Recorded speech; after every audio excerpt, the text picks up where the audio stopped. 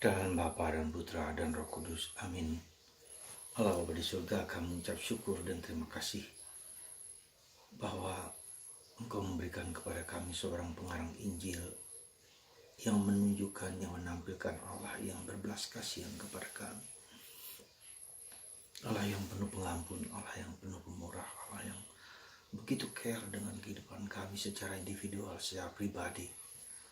Bantu kami ya Bapa untuk bersikap seperti yang digambarkan oleh Santo Lukas yang hari ini kami rayakan peringatannya. Semua orang diselamatkan, tak satu orang pun dibiarkan binasa. Itulah Tuhan kita, itulah Allah kita. Semoga kami semua dirasuki oleh semangat cinta kasih. Terlebih ketika kami menghadapi kesulitan besar untuk menobatkan seseorang. Terpujilah namamu kini dan sepanjang segala masa. Amin. Para saudaraku terkasih dalam Kristus, hari ini kita merayakan Santo Lukas, seorang pengarang Injil yang luar biasa. Kenapa saya katakan luar biasa? Semua tentu saja pengarang Injil dan kitab suci luar biasa. Tapi saya mau menyatakan kepada Anda bahwa Lukaslah yang menunjukkan belas kasihan Allah, misericordia, ya, hati Allah yang penuh cinta kasih, hati Allah yang penuh pengurapan, hati Allah yang penuh belas kasihan dan pengampunan dan perdamaian. Segala yang baik yang Tuhan nyatakan kepada manusia, itulah kita ditunjukkan dengan belas kasihan Allah yang begitu besar kepada kita manusia. Saudaraku yang terkasih dalam Kristus. Nah, di dalam pemahaman kita akan Allah yang penuh belas kasih ini, misericordia, divers misericordia, kekayaan belas kasihan Allah inilah yang harus dan wajib kita masuki, ya. Maka semua rahmat, semua devosi yang mengalirkan kepada semangat pengampunan, semangat pertobatan, semangat belas kasihan seperti kerahiman ilahi, seperti hati kudus Yesus, seperti hati belas kasihan Bunda Maria. Itu semua bersumber dari suatu pemahaman yang dalam akan memasuki hati Allah. Sekali lagi, memasuki hati Allah, dan kita harus masuk ke sana.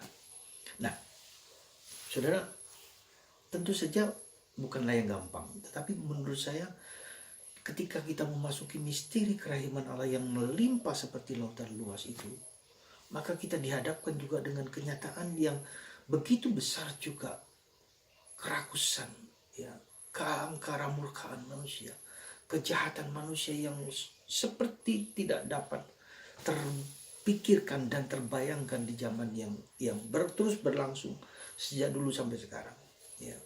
Demikian juga dengan gereja mengalami juga suatu krisis yang satu dan krisis yang lain, dan sekarang juga mengalami krisis yang juga tidak sangat mudah untuk dimengerti dan dipahami. Disinilah kita lihat suatu perjuangan, suatu pergulatan, suatu peperangan antara kuasa Allah yang penuh pengampun, penuh maaf, tapi juga kuasa Allah yang penuh keserakahan, yang penuh kerakusan, yang penuh kejahatan. Jadi dua sisi ini yang seringkali menantang kita untuk melihat tetap percaya kepada kerahiman Allah di tengah segala kerakusan, brutalitas dari kehidupan manusia yang penuh dengan kebohongan, penuh dengan hoax, penuh dengan penipuan, ya.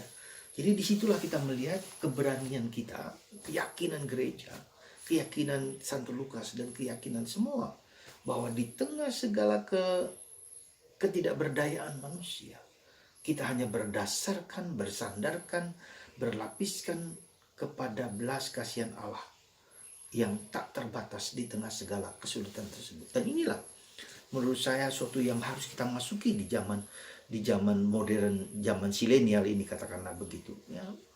Bersandar hanya kemurahan dan belas kasihan Allah. Semoga lewat Santo Lukas kita semua diajak untuk memiliki hati yang penuh belas kasihan. Dan yang seringkali terjadi adalah justru ketika kita mau memiliki hati seperti Allah yang demikian, justru kita dihadapkan sesuatu yang berat sekali dalam keluarga kita, entah suami, entah istri, entah anak-anak, entah orang tua, atau tetangga, atau orang yang dekat dengan kita. atau mungkin bahkan diri kita sendiri, betapa tidak mudah untuk mengakui kerapuhan, keberdosaan. Kekeras kepalaan begitu kuat dalam diri kita ketika kita tidak mampu dan tidak berdaya untuk menjadi mengampuni, memaafkan siapapun. Ya, disitulah perjuangan dan pergulatan kita. Dan disitu pula lah kita diajak untuk bersandar, ya, pada kebaikan Allah. Ya, kita tidak mampu, sekali lagi tidak mampu dan tidak berdaya, bersandar kepada kerahiman Allah yang tiada batasnya. Ketika kita punya kelemahan-kelemahan yang tidak mampu kita miliki, ya, kita hanya bisa menggantungkan diri hanya kepada rahmat Allah. Dan itulah yang kita lihat di dalam kehidupan Yesus. Ketika Yesus begitu mencintai umat manusia, begitu manusia dicintai, di saat seperti itulah dia justru ditindas, dia justru diperlakukan tidak adil, dia justru diperlakukan dengan sangat keji. Dia tidak bersandarkan bahkan kepada kekuatannya sendiri. Maka ketika digoda di atas salib, kalau engkau anak Allah, turunkan petir dari surga, kirimkanlah malaikat-malaikat untuk menghancurkan orang Israel, orang-orang yang menghancurkan dia. Coba bayangkan, begitu besar godaan untuk memohon belas kasihan, untuk membalas dendam yang diungkapkan oleh Yohanes dan Yakobus ketika ditolak oleh orang-orang Samaria. Kita kirimkan petir dari surga untuk menghancurkan orang Samaria. Saudara, Tuhan tidak menunjukkan kekuasaannya dengan kehebatan, dengan api, dengan bencana, dengan apapun juga, tetapi justru dengan belas kasihan Allah. Inilah rahasia yang harus kita miliki, yang harus kita dalami, yang harus kita masuki. Tuhan tidak balas dendam. Ya, apakah kita perhatikan, apakah kemudian dengan Yesus disalibkan Tuhan balas dendam? Tidak, tapi justru dengan belas kasihannya. Ketika disalib itulah seorang tentara Romawi, sekali lagi seorang tentara Romawi berkata, sungguh dia adalah anak Allah. Saudara, jalan belas kasihan, jalan cinta kasih, jalan pengampunan adalah jalan keselamatan. Dan itu ditunjukkan oleh Lukas. Apa juga yang bisa kita renungkan dari Lukas ini adalah bahwa dibutuhkan orang-orang yang demikian ini, seperti yang dilukiskan oleh Lukas, manusia yang penuh belas kasihan ini. Dan kita mohon rahmat itu, supaya semakin banyak orang yang penuh belas kasihan, bukan dengan kekerasan, tapi jalan perdamaian, jalan kebaikan, jalan kemurahan hati yang kita jalankan dalam hidup kita. Anda dan saya menjadi pewarta kabar baik dimanapun ada kesulitan, ada kekerasan, ada ketidakberdayaan. Mari saudara, Anda adalah jalan perdamaian. Anda dan saya alat cinta kasih, seperti yang dinyatakan oleh Santo Lukas. Dan kita mohonkan itu secara khusus orang-orang yang dia panggil untuk menciptakan dan mencintai perdamaian dimanapun juga berada. Kita ingat kata perdamaian dengan Santo Fransiskus Assisi. Ketika Yerusalem, Israel, tanah suci dikuasai oleh orang Islam pada abad ke-13, ya, Santo Fransiskus mendatangi Raja Kamil, sultan yang pada waktu itu penuh kuasa. Datang kepadanya saja semua orang akan dibabat habis. Tapi dengan jubah yang sangat sederhana, dengan seorang bruder, dia mendampingi, berjalan bertemu dengan Raja Kamil untuk minta supaya tidak terjadi peperangan lagi. Bahkan Santo Fransiskus menghendaki supaya dia menjadi percaya pada Yesus. Dan Raja mengatakan, tidak, aku punya kepercayaan yang lain. Seorang yang luar biasa, saudaraku, di saat itu, di zaman itu, datang sendiri, tidak dengan bala tentara yang malaikat yang besar, tapi justru dalam kerendahan hati, dalam kerapuhan, keberdosaan.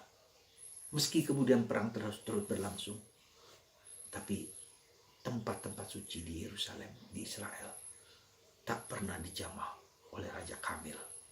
Ya. Tempat-tempat Yesus sampai sekarang dirawat oleh para Fransiskan di tempat itu. Kita bersyukur bersyukur bahwa itu terjadi karena Santo Fransiskus yang luar biasa, juru damai. Dan sekarang gereja juga, setiap kali gereja Paus mengadakan perdamaian untuk seluruh pemimpin agama, apapun agamanya, dikumpulkan di sana untuk saling berbagi, saling mengerti, memahami, menerima ya, satu sama lain. Bukan kita yang menentukan hidup manusia, hanya Tuhan. Kita hanyalah alat supaya kita berdamai, bersembah sujud di hadapan Tuhan. Semoga Anda dan saya jangan pernah menggunakan jalan kekerasan dalam menyelesaikan segala problem. Karena Roh Kudus bekerja di hati orang yang penuh belas kasih. Entah kepada anggota keluarga, kepada suami, kepada istri, kepada anak-anak yang keras kepala sekalipun. Lewat cinta kasih, lewat perdamaian, lewat kemurahan hati, lewat belas kasihan, akan terjadi keselamatan.